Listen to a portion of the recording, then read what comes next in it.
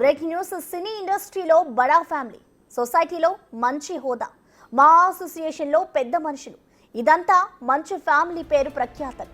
కానీ ఫ్యామిలీలోకి తొంగి చూస్తే మాత్రం ముక్కలే కనిపిస్తోంది. ఆ మధ్య అన్నదమ్ముల కొట్లాడుతో మొదలైన రచ్చ ఇప్పుడు ఏకంగా తండ్రి కొడుకులు కొట్టుకునే వరకు చేరింది. ఇంకేముంది, వ్యవహారం పోలీస్ స్టేషన్ మెట్లెక్కింది. తెలుగు స్టేట్స్ లో ఇప్పుడు హాట్ టాపిక్ గా మారింది.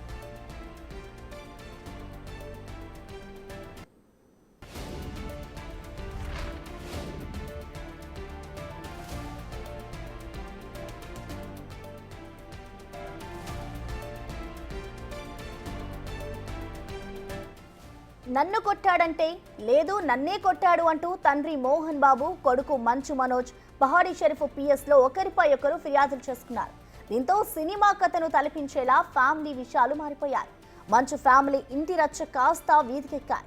మొన్న ఆదివారం తనకు ప్రాణహాని ఉందని గుర్తు తెలియని 10 మంది వ్యక్తులు తన ఇంటికి వచ్చి తనపై దాడి చేశారు అంటూ కూడా పహాడీ షరీఫ్ పోలీస్ స్టేషన్లో మనోజ్ కంప్లైంట్ చేశారు. అయితే మనోజ్ కంప్లైంట్ చేసిన కొన్ని గంటల తర్వాత తండ్రి మోహన్ బాబు కూడా మనోజ్ పై రాచకొండ సిపి పోలీసులకు ఫిర్యాదు చేశారు.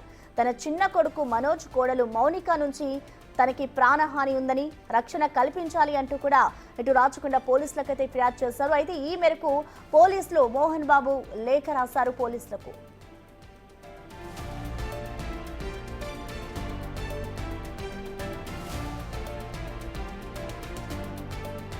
తాను ఓ సీనియర్ సిటిజన్ అని 10 ఏళ్లుగా జల్పల్లిలో నివసిస్తున్నట్లుగా పోలీసులు ఇచ్చిన లేఖలో ప్రస్తావించారు మోహన్ బాబు.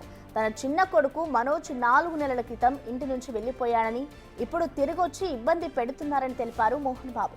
మనోజ్, మౌనిక తన ఇంటిని ఆక్రమించుకునేందుకు ప్లాన్ చేస్తున్నారని, ఇంటిని శాశ్వతంగా ఖాళీ చేయమని తనను బెదిరించారని ఫిర్యాదులో పేర్కొన్నారు. మనోజ్, అతడి అనుచరులపై చర్యలు తీసుకోవాలని మోహన్ బాబు డిమాండ్ చేశారు.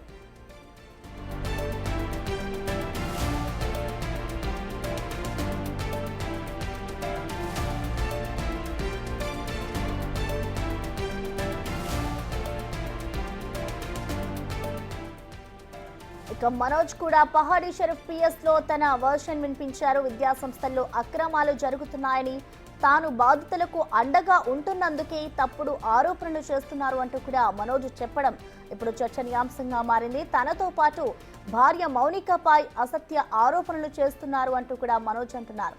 అయితే కుటుంబ ఆస్తుల కోసం తానెప్పుడు ఆశపడలేదన్న మనోజ్, కుటుంబ గౌరవాన్ని కాపాడేందుకే ప్రతిసారి ప్రయత్నిస్తున్నారని అన్నారు.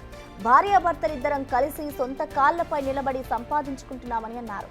కావాలనే ఈ వివాదాల్లో తన కూతుర్ని తీసుకురావడం బాధగా ఉందంటూ ఆవేదన వ్యక్తం చేశారు. ఇక కొన్నాళ్ల నుంచి ఇంటి నుంచి తమ ఫ్యామిలీ దూరంగానే ఉంటున్నట్లు తెలిపారు. తన ముందే తన కుటుంబ సభ్యుల్ని ఉద్యోగులు తీవ్రంగా తిట్టారని, ఇంట్లో ఉండాల్సిన సీసీ ఫుటేజ్ కెమెరాలు సైతం మాయమయ్యాయని ఆరోపించారు.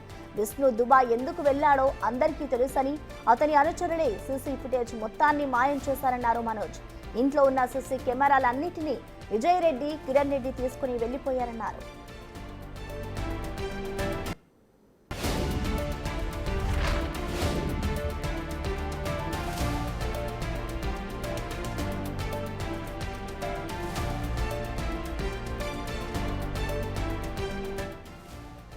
మొత్తంగా ఇటు మనోజ్ ని ఎవరు కొట్టారు, ఎందుకు కొట్టారన్నది ఇప్పుడు బయటకు రాలేదు.